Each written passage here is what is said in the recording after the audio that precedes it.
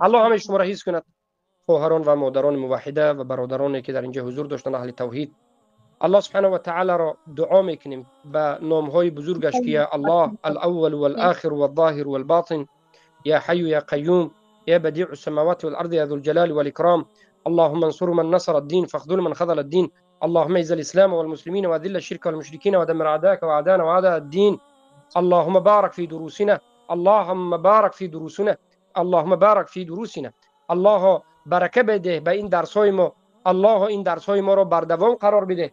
الله این درس‌های ما را مفید قرار بده. الله خواهران و برادرانی که از اهل سنت و الجماعت اهل توحید اینجا می آیند و درس‌ها را می آموزند، فهمیدن را برایشان آسان بکنی، فهم درست و درک درست را برایشان توفیق بدی. الله حفظ کردنی این احادیث رسول الله را برایشان توفیق بدی. الله عمل کردن را نصیب روزشان بگردانی. الله این برادران خواهران را از صف طالب علمان اهل سنت بنویسی، اجر طلب علم را به اینها بدهی. الله همه ما را به خاطر رضایت تنها خودت انجام دادن را نصیب بکنی، نیتی صحیح خوب را به ما نصیب بکنی. ای الله همه ما را از ریا و از کبر و غرور نفاق پاک بکنی. الله ما را سرفرود آورده و تسلیم شده به قرآن و سنت با فهم سلف این امت قرار بدی.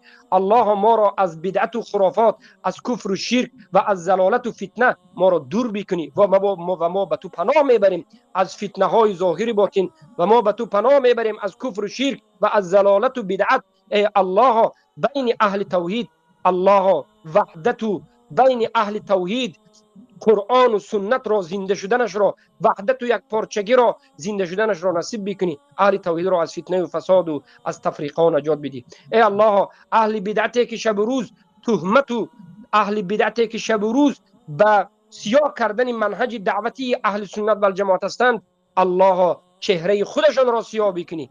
کسانی که میخواهند که مردم را از لا اله الا الله دور بکنند، الله مردم را از اونها دور بکنی. الله کسانی میخواهند که این دعوت اهل سنت را سیاه بکنند، الله در این دنیا و آخرت چهرهشان را سیاه بکنی. الله کسانی که طعنه به دعوت اهل سنت میزنند و عقیده اهل سنت را تکفیری و خوارج و مجسمه و این آن میگویند، الله خار و زاد در این دنیا و آخرتشان بکنی. الله طالب علمان و علمای اهل سنت را حفظ بکنی. الله علماهای زیادی که از علمای اهل سنت در حبسخانه های ظالمین و طاغوت هستند نجاتشان بدی. برادران و خواهرانی که در حبسخانه های طاغوت هستند نجاتشان بدی، حفظشان بکنی، برکتشان بدی. الله موحدین را قوه بده، توحید را ظاهر کن. الله ما را از مکر و فریب و نیرنگ و دسیسه و فتنه و طاغوت پرستان نجاتمان بدی. الله مکر اونها را به سرشان بزن، مکر مکاران را به خودشان بگردان. الله عمر ما را دراز و در رسانیدن توحید ما را استفاده ببری. الله ما را به دست این کفار و مشرکین گرفتار شدن را الله هرگز نصیب نکنی. خودت ما را حفظ بکنی، عجایب قدرتت را در حفظ کردن ما نشان بدهی. اگرچه ما کسی نداریم اما الله داریم، الله داریم، همه چیز داریم. الله ما را وقتی که پشتیبانی کرد، الله وقتی که ما را حمایت کرد، به حمایت هیچ کسی نیازی نیست.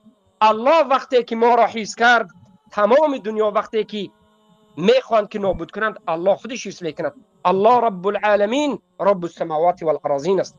الله با همین انشاءالله به تو مراجعت میکنیم که ما را حفظ بکنی، فرزندهای ما را موحد بکنی، فرزندهای همه برادران خواهران موحدی که اینجا هستند و غیر اینجا همه مسلمان ها را، فرزنداشان را موحد بکنی.